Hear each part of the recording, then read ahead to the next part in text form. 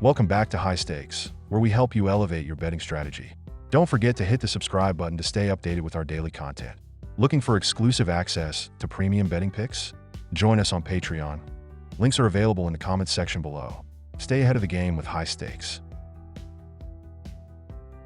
The Calgary Flames versus the San Jose Sharks, a true spectacle of mediocrity. The Flames have won one game after losing two in a row, because why not make things interesting?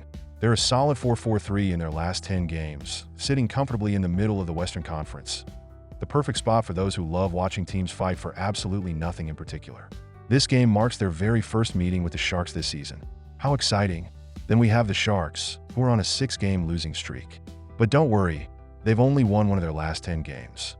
They're currently residing comfortably in the basement of the Western Conference with the second fewest points in the league and a stellar goal differential of -35. At home, they're underdogs with odds of +140. What a shocker! The Flames must be thrilled to face such stiff competition, and the Sharks are obviously ready to turn things around, or not. Calgary just beat the Chicago Blackhawks 6-4 in their last game, so clearly they've figured it out, right? Well, sort of. Their goalie, Dustin Wolf, has been giving up 4 goals a game recently. But don't worry, they have another goalie, Dan Vladar, who might be their savior. He's been spectacular in giving up goals too, a real highlight reel performance.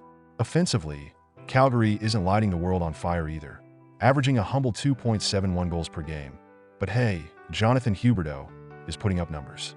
He's the team's shining star, right alongside Nazem Kadri, both of whom have 13 goals this season. Woohoo consistency.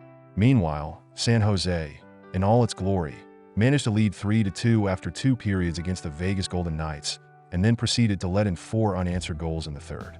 Perfect. Their defense is basically a sieve at this point, giving up 3.55 goals per game, a trend that has continued through their 6-game losing streak. Oh, and they're playing back-to-back, because nothing says we're ready like fatigue. Yaroslav Askarov will likely take over in goal after giving up 7 goals in his last 2 starts. Who needs a defense when your goalie is this good, right? San Jose's attack isn't awful, but come on, they've got Michael Granlund, 34 points, and Tyler Toffoli, 14 goals, trying to carry the weight of the team. With the defense as porous as it is, this game will be a shootout, and we all know how this will end. San Jose will probably score a few goals because, why not? But the Flames will score more. It's basically a guarantee that this game will hit the over. So, here's the deal. Take the Flames because they'll definitely send the Sharks to their 7th straight loss. And since neither of these teams knows how to defend, go ahead and take the over 6 goals. Both teams are on a scoring spree, or at least pretending to be. And with the Sharks giving up an average of more than 4 goals a game in the current slump, a high-scoring affair is practically a given. Prediction: take the Flames and the over 6 goals. You're welcome. Get ready for the spectacle that is Calgary Flames versus San Jose Sharks, where 2 teams just can't seem to figure out the art of defense, and scoring goals is like the only thing they actually know how to do. Grab your popcorn, folks, because this one is going to be a showstopper of mediocrity. Flames to score first. Oh, what a thrilling prospect we have here. The Sharks, bless their hearts, had a fleeting moment of glory where they led against the Vegas Golden Knights. But don't get too excited because, much like a cat with a laser pointer, they lost interest real quick and collapsed into a heap of frustration. It's almost like they forget that starting strong is a thing that people do in hockey, until they're already down 3-0, of course.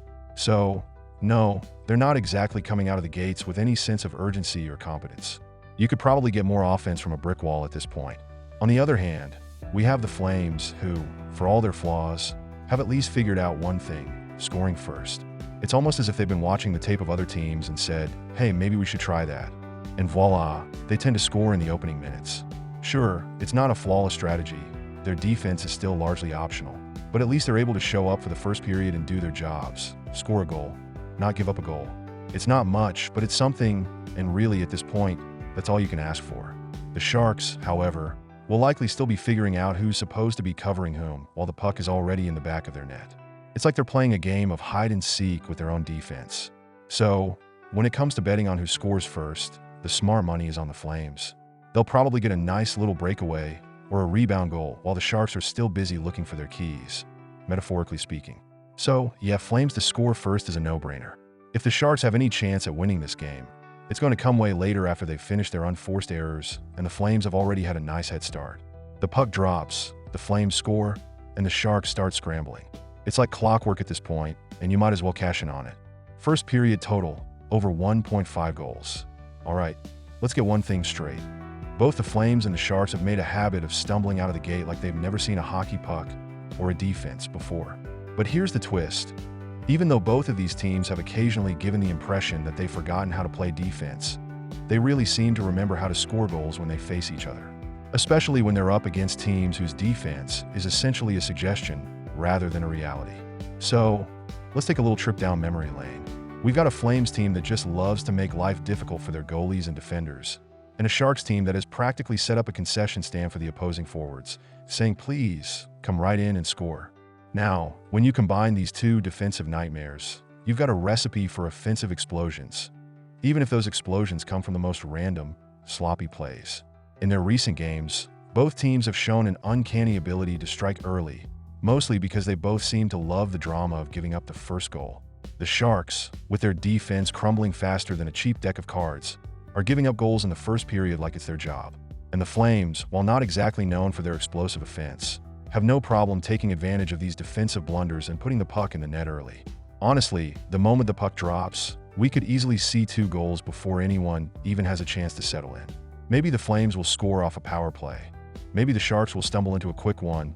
Or maybe, just maybe, both teams will find a way to collapse on defense at the same time, resulting in a couple of goals from sheer chaos. Here's the thing, 2 goals in the first period? You're practically guaranteed to see it with these two teams, given the way they've been playing, with no defense and an occasional flash of offense. Taking the first period over 1.5 goals is like betting that both teams will remember what a power play is. It's basically the most predictable thing about this game. So if you're feeling bold, or just want to bet on something that makes sense, go ahead and take the first period over 1.5 goals. Because with the Sharks and the Flames, scoring early is almost as inevitable as their defensive meltdowns. Total power play goals over 1.5. Oh, penalties. They're like the cherry on top of the disaster sundae these teams have been serving up all season. Both the Sharks and the Flames have made it their personal mission to constantly flirt with the penalty box. It's as if both teams have signed some unwritten agreement to give the other side as many chances as possible to score. And let's be real here. Both of these teams are experts at creating those special opportunities. The Sharks' defense? Let's just say it's about as solid as wet tissue paper. They've been known to allow goals from places you'd think were safe, like the penalty kill. Of course, when you allow goals like it's your job, you're also handing out plenty of power plays in return. The Flames, for their part, aren't exactly better at preventing penalties either. They've somehow mastered the art of imperfectly timed trips, hooks, and slashes, usually at the most inconvenient times. So yeah, we're looking at a penalty-filled contest here. Expect at least 2 power plays per team, and honestly, that's probably being conservative. If either team needs to take a timeout, it's to figure out how to stop racking up penalties. Considering how much both defenses struggle under pressure, there's a solid chance that at least 1 or 2 power plays will end up in the back of the net. Maybe 3 or 4, because why not? Both teams have power play units that, despite their flaws, can capitalize on these frequent opportunities. The Flames have players who are experts at converting when they get the man advantage, whether they want it or not. And the Sharks, well, if they're given a chance, they might as well take the shot because they've been giving up goals at an impressive rate lately. So, don't overthink this. Take the over on 1.5 power play goals. It's practically a given. You've got 2 penalty-prone teams, weak defenses, and a lot of time spent on the power play. This one's going over 1.5 before you can say, why is the penalty box always so full during Sharks games? The question isn't whether the power play goals will come, it's how many we'll get before the game's over. And that's a wrap on today's video, folks. I'm sure you're absolutely on the edge of your seat, eagerly awaiting the next thrilling installment of this channel. Don't forget to hit that subscribe button, because clearly you don't want to miss any of our daily videos. I mean, who could live without them? And while you're at it, smash that notification bell, so you can be the first to know when we drop more gems like this. Oh, and if you're looking for some premium picks, because, let's be honest, who isn't? Join our Patreon. It's where the real magic happens. Premium picks, insider info, and possibly even some mildly entertaining banter. So, hit that link, and we'll see you on the inside. Until next time, enjoy the game, make those bets, and remember, you're welcome.